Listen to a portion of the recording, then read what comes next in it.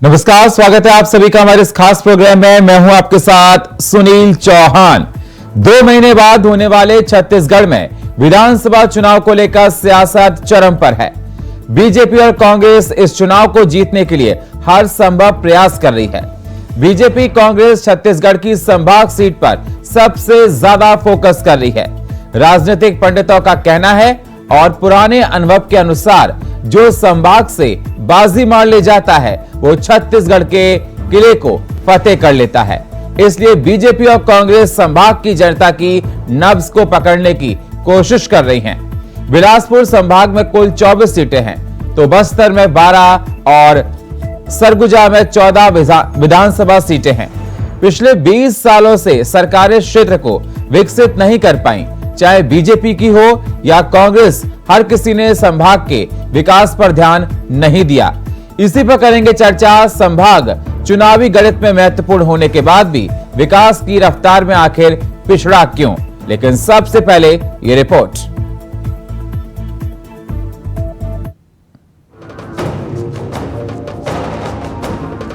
छत्तीसगढ़ विधानसभा चुनाव में सियासी घमासान धीरे धीरे अपने चरम पर पहुंच रहा है।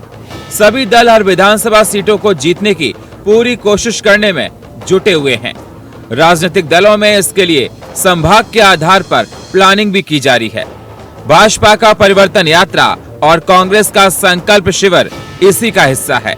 बिलासपुर, सरगुजा और बस्तर संभाग पर सभी राजनीतिक दलों का सीधा ध्यान है, क्योंकि इस संभाग में छत्तीसगढ़ में सबसे ज्यादा विधानसभा सीटें हैं। बिलासपुर संभाग में कुल 24 सीटें हैं, तो बस्तर संभाग में 12 और सरगुजा में 14 विधानसभा सीटें हैं। इसलिए सबसे ज्यादा राजनीतिक दलों का ध्यान इस संभाग पर है।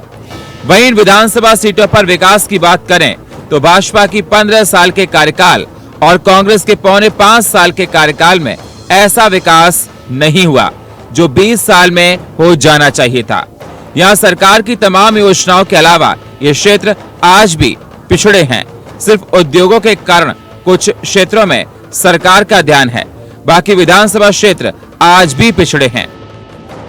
15 साल भारतीय जनता पार्टी के सरकार बनने के बाद छत्तीसगढ़ की अस्मिता, छत्तीसगढ़ की संस्कृति के उन्होंने बिल्कुल भी महत्व नहीं दिया, बल्कि उनको समाप्त करने का इन्होंने काम किया। नंबर 1। नंबर 2, हमारी सरकार माननीय मुख्यमंत्री भूपेश बघेल जी के नेतृत्व में बनने के बाद इस 4.25 साल में हमारी सरकार ने छत्तीसगढ़ की संस्कृति, बस्तर की संस्कृति, यहाँ की बोली भाषा, यहाँ के रीति रिवाज को उन्होंने संजो के रखा और छत्तीसगढ़ महतारी का उन्होंने महत्व दिया। आज उसी का नतीजा है कि भारतीय जनता पार्टी ने कभी छत्तीसगढ़ महतारी का उन्होंने छत्तीसगढ़ महतारी का कभी उन्होंने सम्मान भी नहीं किया। छत्तीसगढ़ की ये स्थिति जो बनी है उसके पूरी जिम्मेदार कांग्रेस पार्टी है। माननीय भूपेश बघेल जी हैं, माननीय दीपक बैद जी हैं और भाजपा जनता के मन जो कह रहा है परिवर्तन करना है, उसको लेकर परिवर्तन यात्रा निकाल रही है।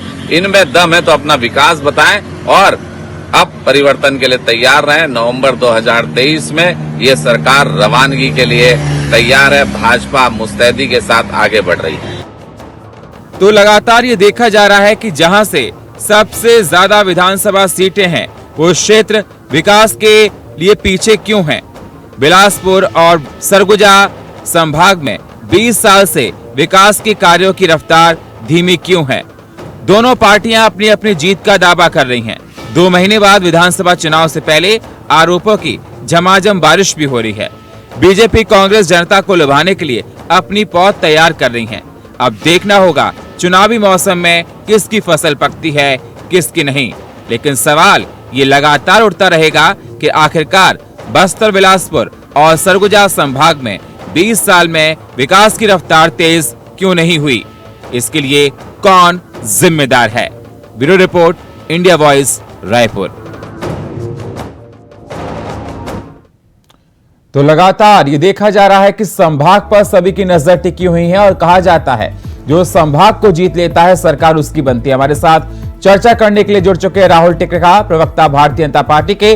स्वागत है राहुल जी आपका। हमारे साथ जुड़ चुके हैं डॉक्टर अजय चंद्राकर, राजनीतिक विश्लेषक हमारे साथ हैं। स्वागत है डॉक्टर अजय जी आपका। और हमारे साथ जुड़ चुकी हैं डॉक्टर शिल्पा देवांगन, प्रवक्ता कांग्रेस के हमारे साथ। स्वागत है शिल्पा जी आपका हमारे इस प्रोग्राम में। सबसे पहले शिल्पा जी मैं आपके पास ही आना चाहूंगा।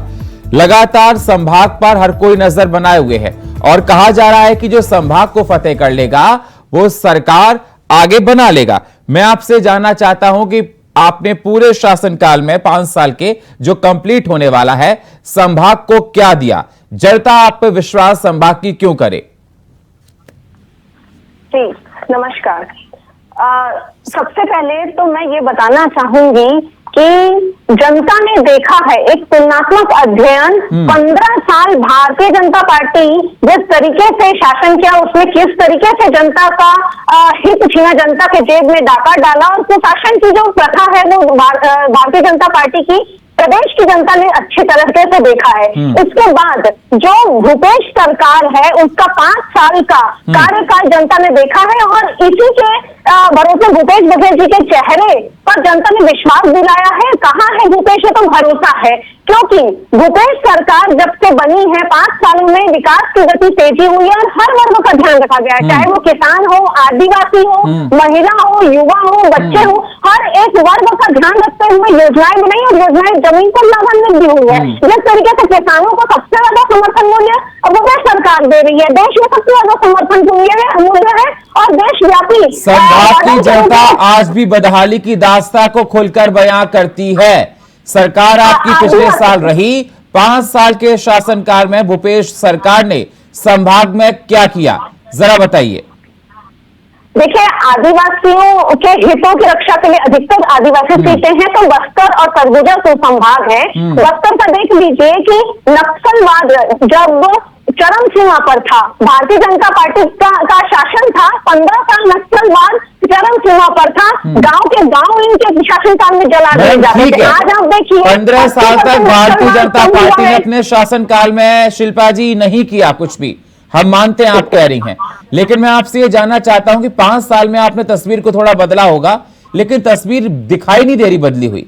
बदहाली की दास्तां खुलकर बयां कर रही है। वहां के लोग खुद कह रहे हैं 20 साल से वहां पर ध्यान दिया जा रहा है, आपको राज्य बने हुए हो गया 20 साल से ज्यादा का समय, उसके बाद भी ये देखा जा रहा है कि वोट लेने के बाद संभाग के साथ सौतेला व्यवहार करती है, चाहे वो बीजेपी हो चाहे कांग्रेस हो, तो जनता आप पर भरोसा क्यों करे? देखिए सुनील जी, आदिवासियों के हितों की रक्षा के लिए सरकार प्रतिबद्ध है। नक्सलवाद में 80% कमी आई है। ये तो संभाग में कोई आपने ऐसा रोजगार प्रदान किया हो, संभाग की बच्चों के लिए कोई अच्छे विद्यालय वहां पर खोले हैं, संभाग की रोडों और सड़कों की आपने कायाकल्प की हो, संभाग की महिलाओं को कुछ अलग से मिला हो, कुछ जरा बताइए अगर आपने किया हो तो। जी, हर वर्ग को ध्यान में रखा गया है। स्व सहायता समूह के हमारी महिलाओं का ऋण माफ किया है। बच्चों के लिए जो 300 स्कूल बस्तर में बंद हो गए थे उसे खोल दिया गया है। अंग्रेजी माध्यम स्कूल की योजना शुरू की गई है ताकि हर वर्ग के लोग जो आर्थिक रूप से कमजोर है वो भी अपने बच्चों को अंग्रेजी माध्यम की शिक्षा दे सके, ताकि शिक्षा। लेकिन संभाग की मैडम जनता यही कहती है कि वोट बैंक के लिए हमको इस्तेमाल कर लिया जाता है, इस्तेमाल करने के बाद हमको किनारे कर दिया जाता। विश्वास उठ चुका है, चाहे बीजेपी हो चाहे कांग्रेस। हमारे साथ राहुल जी जुड़े हैं। राहुल जी, मेरी आवाज आपको मिल रही है सर? राहुल जी, जनता आप पर विश्वास क्यों करे संभाग की? क्योंकि संभाग को हर कोई फोकस कर रहा है, सभी को पता है जिसने संभाग को जीत लिया छत्तीसगढ़ में सरकार उसी की बनेगी। लेकिन जरा मुझे बताइए 15 साल में बीजेपी ने संभाग के लिए ऐसा क्या किया जो जनता बीजेपी को वोट करे? बिल्कुल सुनील जी, सबसे पहले थोड़ा सा इतिहास आपको बताना चाहूंगा। देखिए, सबसे पहली बात तो छत्तीसगढ़ की स्थापना हेतु जो एक दूरगामी सोच अटल जी ने प्रस्तुत किया, तत्कालीन प्रधानमंत्री जी ने छत्तीसगढ़ को हम छत्तीसगढ़ वासियों को दिया। और कहीं ना कहीं आज हमारे घरों के पतों पर अगर छत्तीसगढ़ लिखा तो उसकी देन अटल बिहारी वाजपेयी जी और भारतीय जनता पार्टी है। उसके बाद आगे आप बढ़ेंगे, जो विषय है कि हमने छत्तीसगढ़ के लिए क्या किया, उसके बाद मैं संभाग में आऊंगा। देखिए, कांग्रेस की पार्टी ने, अभी कांग्रेस की प्रवक्ता जी कह रही थी कि भारतीय जनता पार्टी ने सिर्फ छत्तीसगढ़ को खोखला किया। वास्तविक में खोखला जिसने किया मैं आपको बता दूं, जोगी जी 3 साल सरकार में रहे, छत्तीसगढ़ पर 8,000 करोड़ का कर्ज था। भारतीय जनता पार्टी 15 साल सरकार पर रही, 33,000 करोड़ का कर्ज लिया गया और कुल मिलाकर 41,000 करोड़ का कर्ज छत्तीसगढ़ पे था 18 सालों में। आज छत्तीसगढ़ का जो कर्ज है 100 मतलब आप समझ सकते हैं 100,000 करोड़ से ऊपर चले गया है। इन्होंने अकेले 4.5 साल में 63,000 करोड़ का कर्ज लिया है। तो खोखला कौन कर रहा है ये जनता समझती है। इसके अलावा अब मैं संभाग में जाऊंगा, जिस प्रकार से आप कह रहे हैं कि बस्तर संभाग के लिए हमने क्या किया। मैं बस्तर संभाग के विषय में सबसे पहले आऊंगा। बस्तर संभाग के ऐसे स्थान जहां पर दिन पर भी सफर करना मुश्किल था, वहां पे भारतीय जनता पार्टी ने सरकार बनने के बाद वहां पे सड़कों का जाल बिछाया। अकेले बस्तर संभाग में 5200 किलोमीटर सड़कों का जाल बिछा है 15 साल में। उसके अलावा सरगुजा संभाग में 4700 किलोमीटर सड़कों का जाल बिछाया गया है। साथ ही प्रयास, लेकिन राहुल जी 15 साल शासन में रहने के बाद भी जो विकास की रफ्तार वहां पर दिखनी चाहिए थी, वो आपने विकास की रफ्तार वहां पर नहीं दिखाई। ये जनता भी वहां की कहती है और दिखाई भी देता है। अगर विकास किया होता तो वहां विकास दिखाई देता। देखिए सुनील जी, आज आप बस्तर और सरगुजा संभाग के कहीं पर भी जाते हैं, सड़क के माध्यम से अगर जाते हैं, आप पता करके देखिए, कांग्रेस की सरकार ने सड़क के मार्ग 15 साल आप रहे राहुल जी, कांग्रेस अगर 5 साल रही, 15 साल आप रहे, तो जिम्मेदारी नैतिक आपकी बनती थी। नैतिकता के आधार पर अगर देखा जाए, नैतिक जिम्मेदारी आपकी थी। 15 साल शासन आपने किया। बिल्कुल नैतिकता के आधार पर दोनों संभाग में, दोनों आदिवासी संभाग में हमने 10,000 किलोमीटर से अधिक सड़कों का जाल बिछाया। मैंने आपको कहा भी, जहाँ पर दिन पर भी सफर करना दुभर हुआ करता था, आज आप रात के किसी भी समय वहां पर सफर कर सकते हैं। यह स्थिति भारतीय जनता पार्टी की सरकार में आई। उसके अलावा दोनों संभागों में 7,000 से अधिक स्कूलों का निर्माण किया गया, प्रयास एकेडमी खोले गए। तो हमने जितना हो सका है वो विकास किया है। उसके अलावा आज चाहे देखिए चरण पादु का मामला हो, तेंदुपत्ता का भारतीय जनता पार्टी ने प्रारंभ किया था, आज जरूर उनको फिर से कांग्रेस की सरकार झिझुना पकड़ा है। आप देखिए डॉक्टर शिल्पा, बिल्कुल आदिवासी अंचल में हमारी युवावादी है, मजबूर होते हैं। 15 साल में आदिवासी भाइयों को सड़कों का मूल्य प्रदर्शन करना पड़ता है और पूरे छत्तीसगढ़ में जो मानचित्र है वो पूरे देश के सामने झुक जाता है। ये मजबूर कांग्रेस पार्टी ने किया। श्रमिक दे रही है कांग्रेस सरकार, फायदा किसका हो रहा है? जनता का हो रहा है, आदिवासी भाई बहनों का हो रहा है। ये लोग तो जमीन हड़प लेते थे, हमने उस हड़पी हुई जमीन को वापस किया। क्या हक किया कांग्रेस पार्टी ने? पूरे देश जानता है, जिसके लिए पूरा विश्व मुहिम चला रहा था कि हकदार बचाओ अभियान। इन्होंने वहाँ के जनप्रतिनिधि, वहाँ के आदिवासियों को गिरफ्तार करके 4 लाख की संख्या में पेड़ों की कटाई मशीन के माध्यम से करवाई। किसके लिए करवाई? और प्रधानमंत्री के लिए करवाई के विषय में भाजपा पर आरोप लगाते हैं। तो है कि आदिवासियों को गिरफ्तार करके और जैसे पेड़ को काटे गए, छत्तीसगढ़ का ऑक्सीजन हम काटा गया। हमारे गाँव के भाई बहनों को नक्सलाइट सिद्ध कर दिया जाता था, फर्जी एनकाउंटर कर दिया जाता था, जमीन हड़प लिया जाता था, स्कूल बंद कर दिया जाता था। ये सभी काम को ठीक करने का काम किया है कांग्रेस की सरकार ने, जिन्होंने 4.5 लाख वनाधिकार पट्टा भी दिया है और जमीन को भी वापस किया जाता है। किसान भाई बहन आज खेती करते नजर आएंगे, बोलते हैं ना परिवर्तन यात्रा की बात करते हैं, जहाँ से गुजरेंगे ना सड़क में, वहाँ पर भी हमारे किसान भाई बहन खेती करते नजर आएंगे। स्कूलों में जो टीचर स्कूल बंद किए थे, वहाँ स्कूलों में बच्चे पढ़ते नजर आएंगे। जनता के धरातल स्तर पर जाकर कोई विकास करने वाली पार्टी है तो वो कांग्रेस पार्टी है। भूपेश बघेल संवेदनशील मुख्यमंत्री है, जिनके संवेदना हर वर्ग से होती है। आपने कितने किलोमीटर सड़कों का निर्माण किया ये बता दीजिए, कितने स्कूलों का निर्माण किया वो बता दीजिए। आप आज जो आत्मा एम स्कूल चला रहे हो वो भारतीय जनता पार्टी की सरकार ने बनाए स्कूलों में संचालित कर रहे हो। एक स्कूल नहीं बना है और ना ही किसी भी शिक्षक का आत्मा परमानेंट ड्यूटी। बताइए शिल्पा जी, कितने स्कूल आपको निर्माण कराया? आपको संभाग के लोग सुन रहे हैं, बताइए। छत्तीसगढ़ आपको देख रहा है, प्रदेश आपको देख रहा है, बताइए क्या काम आपने वहाँ किए? बताइए शिल्पा जी, डॉक्टर शिल्पा जी बताइए, भूपेश सरकार ने क्या किया वहाँ पर? मैं इसके बाद डॉक्टर अजय चंद्राकर के पास जाऊंगा। करने का काम हमने किया है, लोगों को शिक्षा देने का काम किया, रोजगार देने का काम किया है। स्कूल की बात बताइए, कितना निर्माण किया पिछले 5 साल में मैडम? स्कूल कितना बनाया, सड़क कितना बनाई ये बता दीजिए। स्वामी आत्मा में स्कूल की बात है, पूरे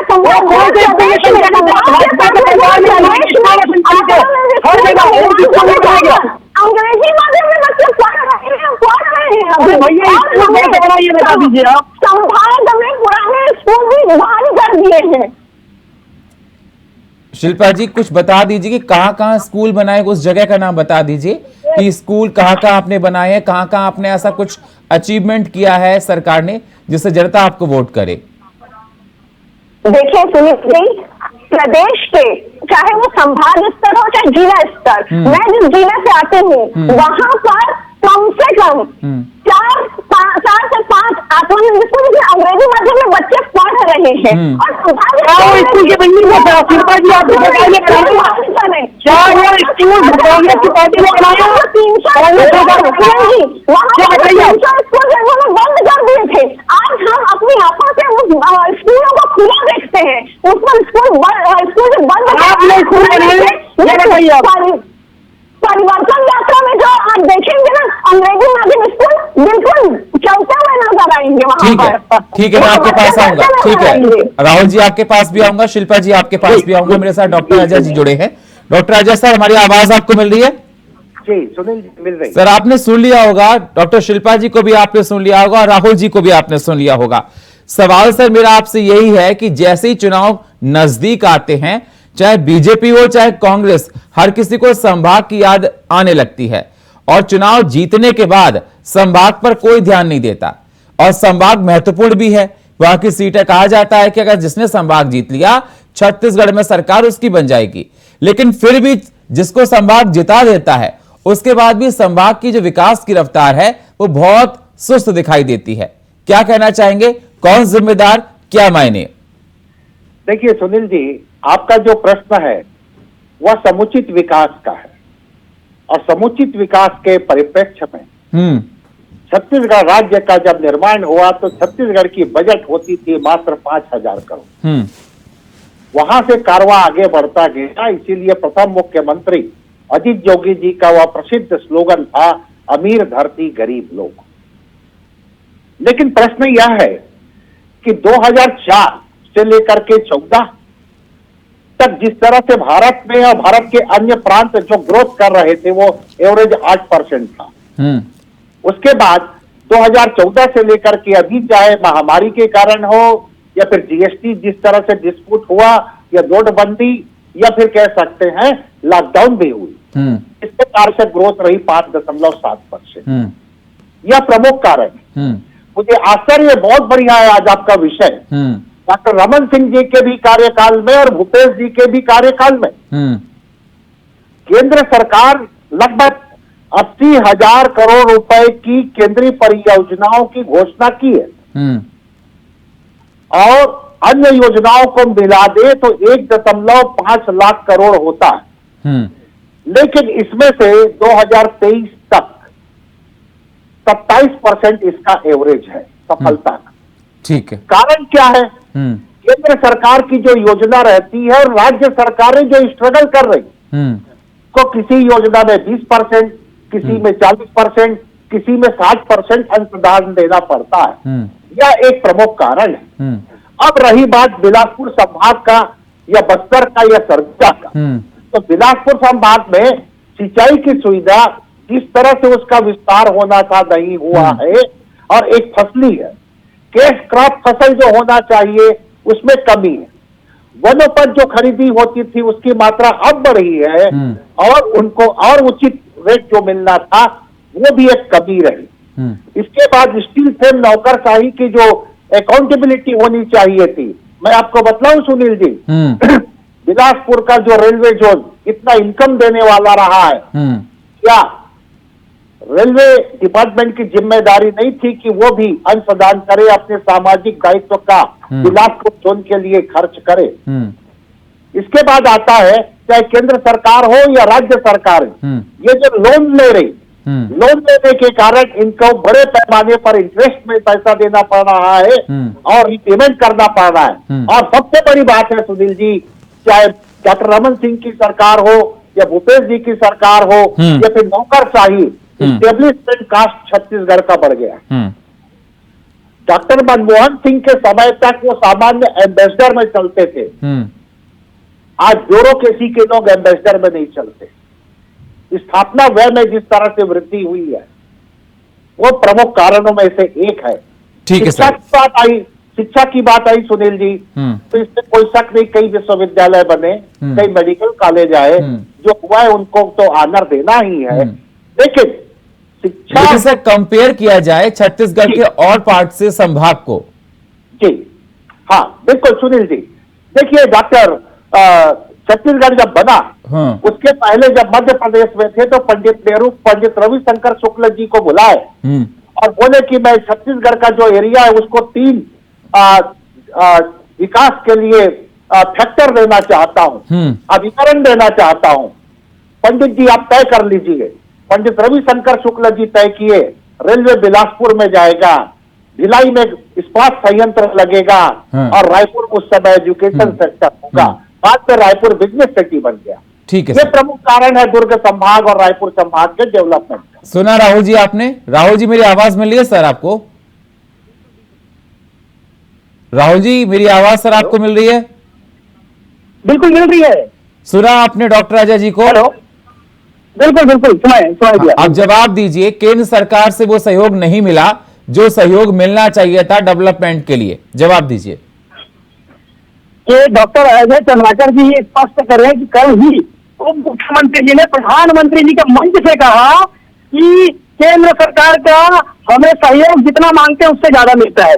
उसके अलावा मुख्यमंत्री जी स्वयं जब रायपुर के सभा में थे वहां पर भी कई परियोजनाओं का एक माह पूर्व लोकार्पण हुआ। बिल्कुल बिल्कुल, मैं आपको बता दूं, पहले बता दूं, मुख्यमंत्री जी ने कहा था कि केंद्र से हमें भरपूर सहयोग मिलता है। तो ये आखिर ये सहयोग नहीं मिलता या भेदभाव होता है, ये कौन कहता है? दूसरी बात, अभी अजय चंद्राकर जी कह रहे थे कि शिक्षा के क्षेत्र में अभूतपूर्व परिवर्तन हुआ। मैं आपको कह दूं कि जिस प्रकार से भारतीय जनता पार्टी के 15 साल की सरकार में, बिल्कुल बिल्कुल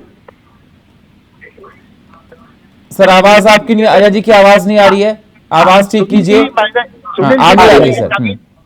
नहीं कहा कि केंद्र सरकार से सहयोग नहीं मिलता, मैंने ये कहा कि अंशदान की बात होती है जिसके कारण राज्य सरकार स्ट्रगल कर रही, ये है प्रमुख उद्देश्य। लेकिन सर जो सहयोग मिलना चाहिए ना, नहीं, केंद्र की जो योजनाएं हैं कभी 80% केंद्र देती थी, लेकिन भूपेश सरकार हमेशा से यही बोलते आते हैं कि सौतेला व्यवहार करती है। 2 चीजें हैं, भूपेश जी नितिन गडकरी के सामने स्वीकार किए कि हम जितना पैसा मांगते हैं उससे ज्यादा मिलता है।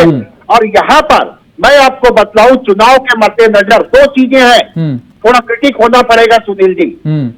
प्रधानमंत्री जी हो चाहे अन्य प्रांतों के या हमारे प्रांत के मुख्यमंत्री जी, सरकारी आयोजन के बहाने दूसरा जो चुनाव प्रचार करते हैं, ये बात फैक्ट है। आप चुनावी खर्च आपका अलग है और आप किसी का शिलान्यास करने आए हैं, मतलब वो सरकारी खर्च है। और भारत का पूरा मैं 2014 से लेकर के डाटा निकाला हूं, इस तरह की केंद्रीय परियोजनाओं की घोषणा हुई है 10 लाख करोड़ रुपया और उसमें से 28% एवरेज अचीव हुआ है।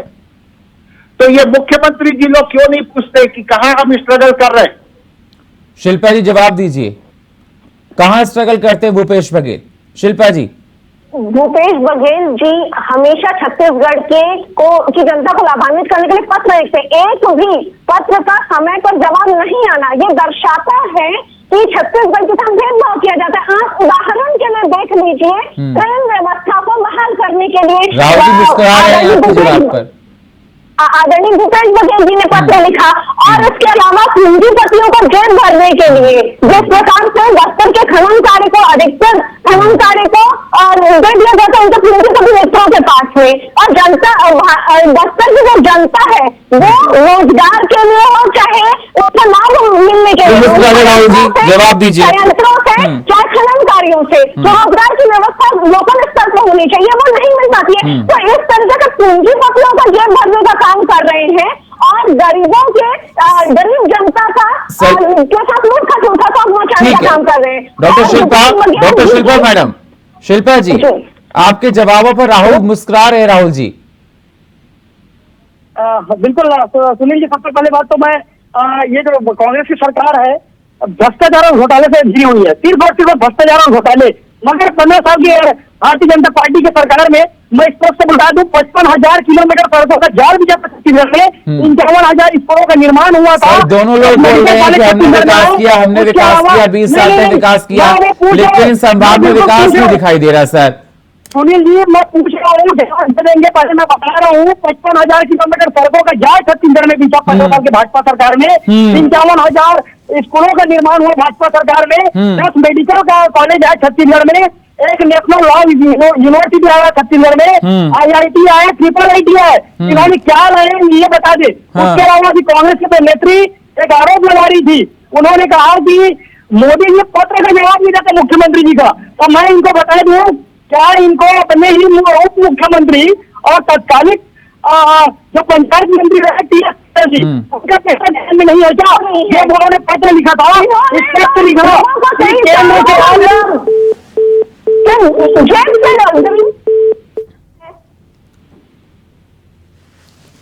आज लोग गरीबी रेखा से ऊपर आ रहे हैं, इसका मतलब है कि योजनाएं सफल हो रही है धरातल स्तर पर। जी शिल्पा जी बोलिए, आपकी आवाज आ रही है। जी, छत्तीसगढ़ में 1100 करोड़ रुपए की वनोपज की जैसे खरीदी की है, उसमें प्रथम पुरस्कार छत्तीसगढ़ को मिला है। इस तरीके से हमारे मुख्यमंत्री लोकप्रियता के दायरे में दूसरे नंबर के मुख्यमंत्री हैं और जल्द ही इन योजनाओं के मैडम लोकप्रियता के मायने में दूसरे नंबर के मुख्यमंत्री हों, लेकिन संभाग बदहाली की दास्तां को खुलकर बयां कर रहा है, खुलकर बयां कर रहा है संभाग बदहाली की दास्तां को। अब मुझे समझ में नहीं आता कि वो किस पैरामीटर्स पे जज होता होगा, लेकिन मैडम वहां पर अगर देखा जाए, वहां की जनता का भी यही साफ तौर पर कहना है कि विकास से हम कोसों दूर हैं।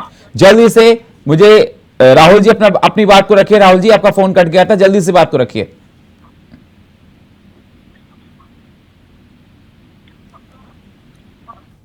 संपर्क साधने की कोशिश करेंगे। Doctor Ajay ji, doctor Ajay sir, final comment sir आपका जल्दी से।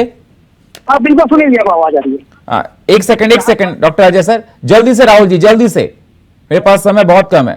बिल्कुल सुनिए जी, मैं आपको बता दूं, अभी कांग्रेस की नेत्री जी एक आरोप लगा रही थी कि प्रधानमंत्री जी मुख्यमंत्री जी का पत्र का जवाब नहीं देते। तो मैं इनको स्पष्ट कर दूं, पहले तो ये ध्यान रखें कि जो अभी उप मुख्यमंत्री जी है और तत्कालिक पंचायत मंत्री जी, जब उन्होंने जुलाई 2022 में पत्र लिखा और अपने पंचायती मंत्रालय से इस्तीफा दिया, उसमें इनके सरकार की पोल खुल गई थी। उन्होंने इस पत्र में स्पष्ट लिखा कि केंद्र सरकार के द्वारा ठीक है राहुल जी। डॉक्टर अजय चंद्राकर जी सर, जल्दी से final comment sir. Doctor Ajay ji जल्दी से फाइनल कमेंट सर। देखिए, उद्योगों की स्थापना के लिए, लघु उद्योग के लिए मैन्युफैक्चरिंग सेक्टर में, कोर सेक्टर में और सर्विस सेक्टर में जो बढ़ावा मिलना चाहिए था, उसकी अभाव दिख रही है, जो बहुत बड़ा संगठित और असंगठित क्षेत्र में रोजगार पैदा करता है। चलिए, बहुत बहुत शुक्रिया आप सभी मेहमानों का चर्चा में जुड़ने के लिए। राहुल जी आपका, डॉक्टर शिल्पा जी आपका और डॉक्टर अजय जी आपका बहुत बहुत शुक्रिया चर्चा में जुड़ने के लिए। लेकिन सवाल लगातार उठते रहेंगे, जिस प्रकार से देखा जा रहा है